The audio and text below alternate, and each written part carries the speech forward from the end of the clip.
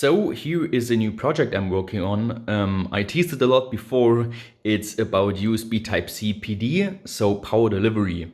And this is just a small setup with a USB Type-C Pd power bank, and that is connected to the commercially available USB Type-C Pd trigger ports. That means that if we plug in the power bank, yeah, you can see here the red LED means you can get 5 volts from it.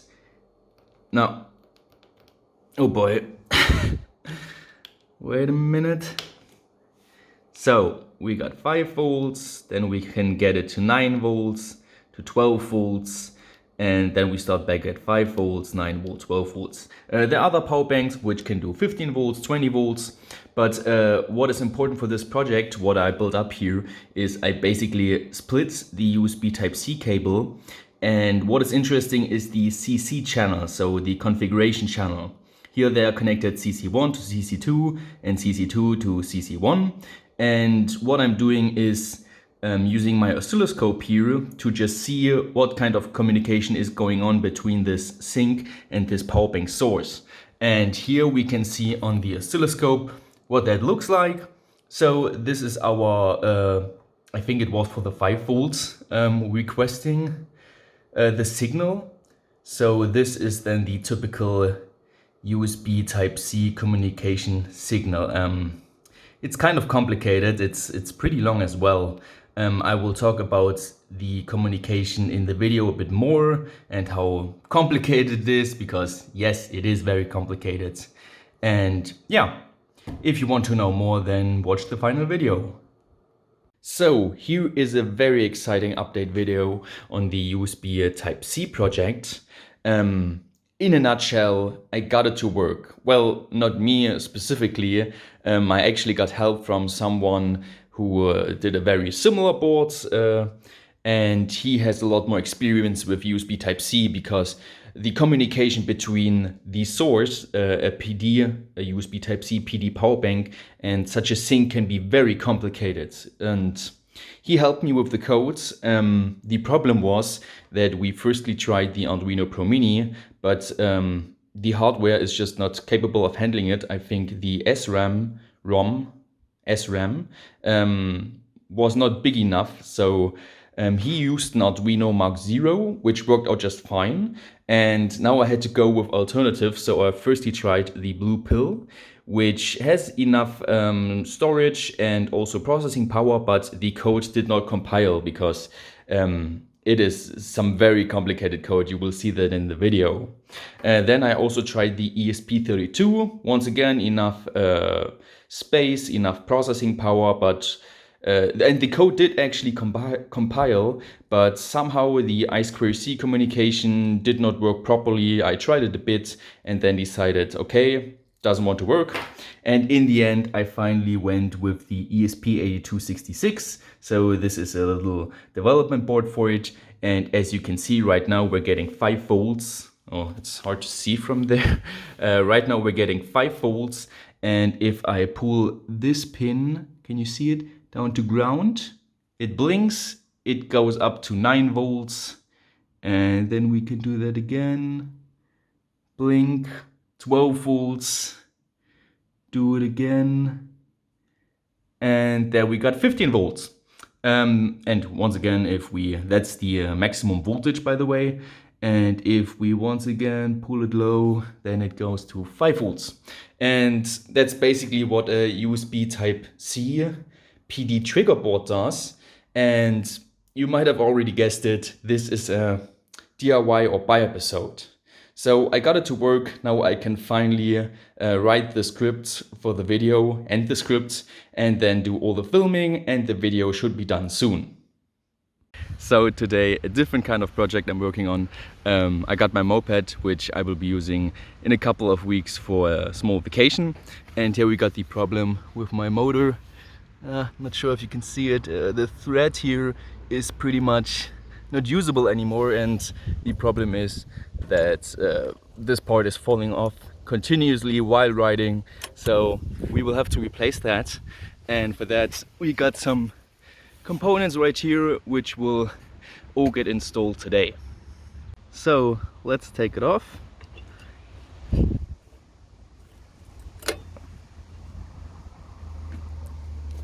Nice. Wie jetzt? Da ist ein Pfeil drauf. Ja. Ja, der muss nach vorne zeigen. Jetzt musst du das vorsichtig drauf, dass du die Scheiben nicht runterschmeißt. Ja. Und dann schiebst du die Spitze durch.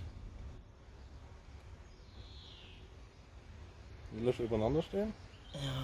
Andersrum. Hä?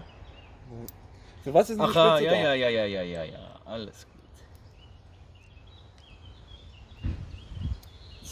Zum Führen ist die Spitze da. Nein. Oh, das ging. Gut. Nur den Rest kriegst du dann mit der Hand gedrückt. Das ging echt gut. Einfach drauf? Jetzt setz ihn drauf. Okay. Bis zum ersten Kolbenring. Bis zum ersten Kolben. So. Jetzt müssen wir den. Siehst doch die Öffnung bei dir. Ich sehe sie nämlich nicht. Ich sehe sie ja, aber da ist das. Zusammendrücken. Und jetzt muss ich das da drauf gleiten lassen. Ja. Es muss aber, darf dann. Ist es dort?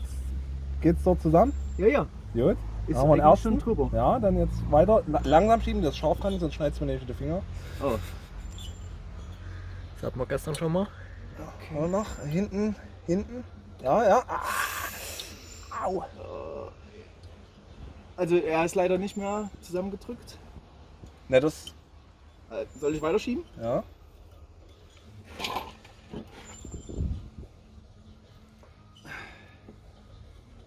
Warte mal, ich komm mal rum.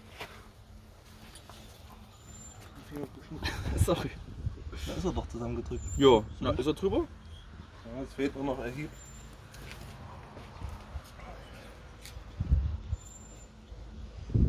Ah, ich lass dich mal. Ah. Ja.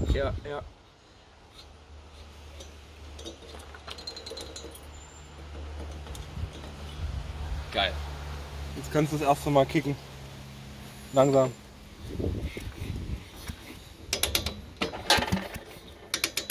Sieht's gut aus. Gut. Du nochmal, du bist noch nicht richtig dran. Mhm.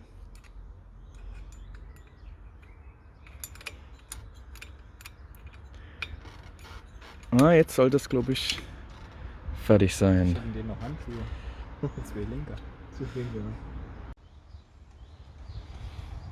ja. Mhm. Looking good.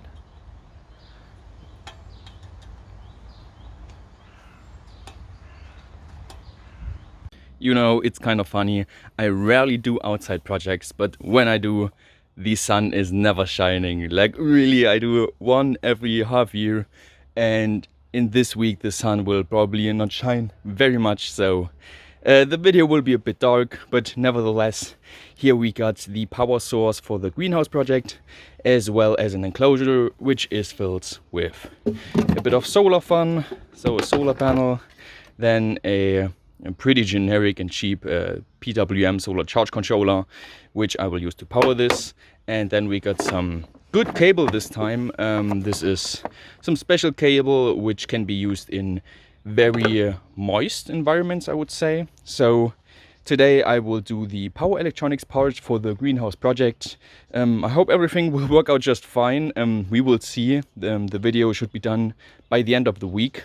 And now these are not the optimal components if you're wondering yourself, if you're wondering right now, because it's kind of an overpowered lead acid battery, and this solar panel is only, I think, 10 watts. Yeah, you can see that on the back. And a bigger solar panel would have been nice, and a smaller battery, but then again, these are all leftover parts I got from previous projects, and I thought, why not use them? I think when I uploaded the last behind the scenes video, someone commented that I put too many plants inside the greenhouse, and I think he was right. It's getting pretty cramped in here, but on the plus side, I got the first cucumbers. These are already new ones. The old ones were done, so I harvested them, and then we got watermelon right here, and finally, where was it? Here, the first fruits of the watermelon, I think so at least, and the sugar melon also got its first fruits. So that's pretty awesome, but other than that, it's pretty cramped, and I hope that all the electronics will fit inside there. Here is a small update on the greenhouse project. As you can see, this is my sensor system. It is based around this board, which features an Atmega 3208P, so an Arduino in a kind, and an RFM95 board. And this board, I talked about it in my LoRa video, and yeah, as you would expect at this point, this uses LoRa. So here I got two sensors hooked up. The first one is a temperature and humidity sensor, and the second one a capacitive soil moisture sensor, as it is written on there. And I will put this one in the earth in the greenhouse, and this one will be positioned at a certain height to measure the temperature and humidity.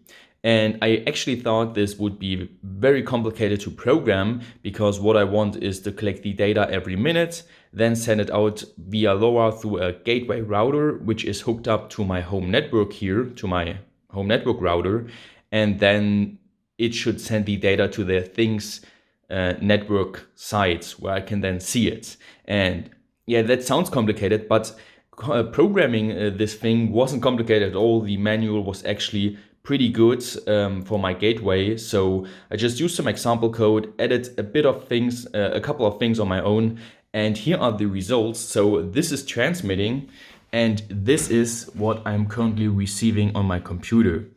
As you can see here, I get new data every minute, and it's from my greenhouse sensor. That's how I coded. And here we got the payload. Looks complicated right now because it's in hexadecimal and I have no payload decoder yet, which I will do in part 2 of this project. But if we just take this payload and copy it into a hexadecimal to ASCII converter, then we can see here's the hexadecimal, and the converted values are those here. We got the temperature, the humidity, and then the 2 analog readings for the moisture sensor. So that works pretty awesome. So the greenhouse project is done. It was way easier to do than I thought. Let's start off with the power electronics. Here on this side I got a solar panel which is nicely wired up into this box. Here we then got the solar charge controller and the battery. Right now it is pretty dark, so not sure if you can even see it, but it's not charging much, like maybe 100 milliamps, but that's not a problem because this is the LoRa boards. This is one I got from the internet, and it only draws around, I think, 30 milliamps. So even if it's charging just with 100, it's fine. The battery will probably last forever, I hope. And to the LoRa boards, we got the sensors wired up. Here is the temperature and humidity sensor, and here the 2 soil moisture sensors. So all wired up in this box, and the wires then go directly, you can see it here, into the greenhouse. And yeah, there are no, not more plants, but they're growing very well, so it's a bit crowded.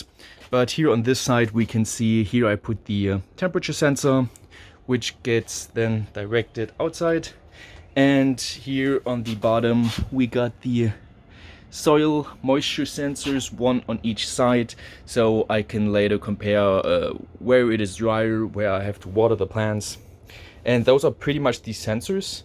And yeah, I wired everything up, and right now I'm testing. So it is currently sending the data through LoRa to my home, which is about I think 300-400 meters away, and it works great. You can see it on the laptop here.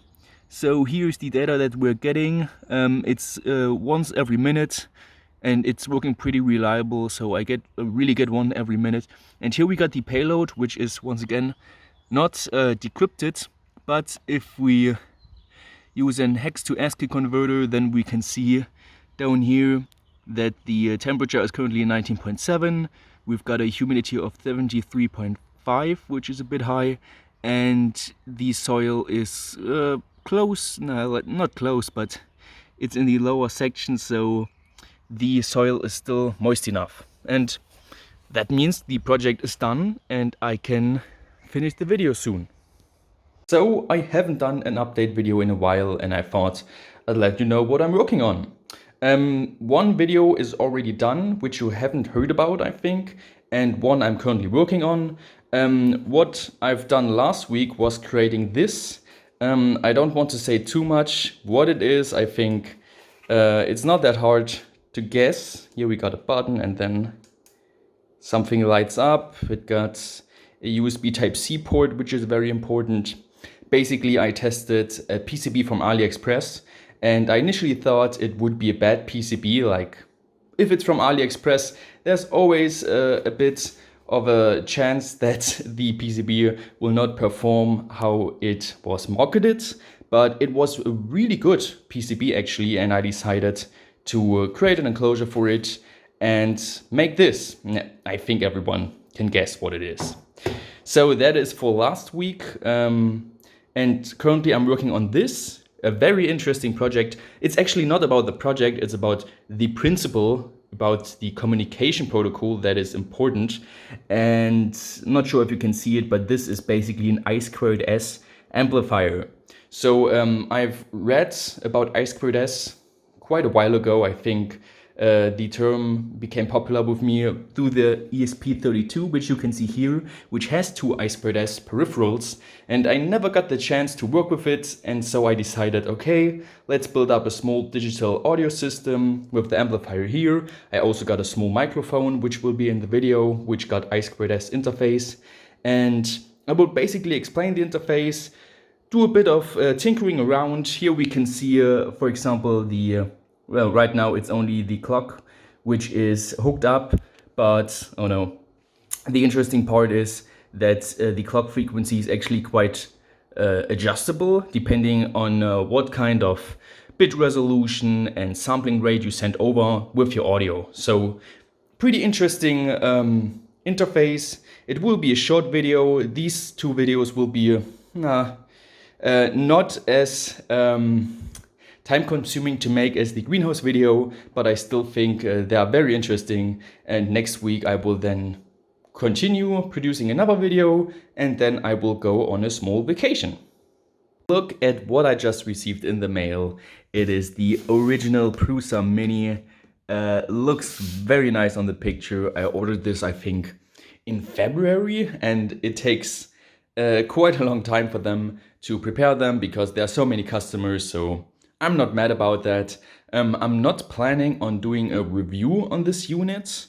I just don't think it's an interesting subject at the moment. I think there are more than enough reviews about this thing, and like the Prusa name, it speaks for itself. I have high expectations for this machine. The original Prusa Mark III. I got the original Prusa Mark III and it still works great. My favorite 3D printer so far, so I hope this machine will work just as well. And I already opened it because there's one thing which I will do now, and that is eating some gummy bears. So here is the assembled Prusa Mini. It took me around an hour to complete it. It was pretty straightforward, nothing hard at all. And right now it is doing the test print, and I have to say I really do like the new LCD screen. It looks fantastic, and overall the quality of this 3D print looks pretty promising so far. So I think everything worked out fine during the assembly, and I will use this printer in upcoming projects.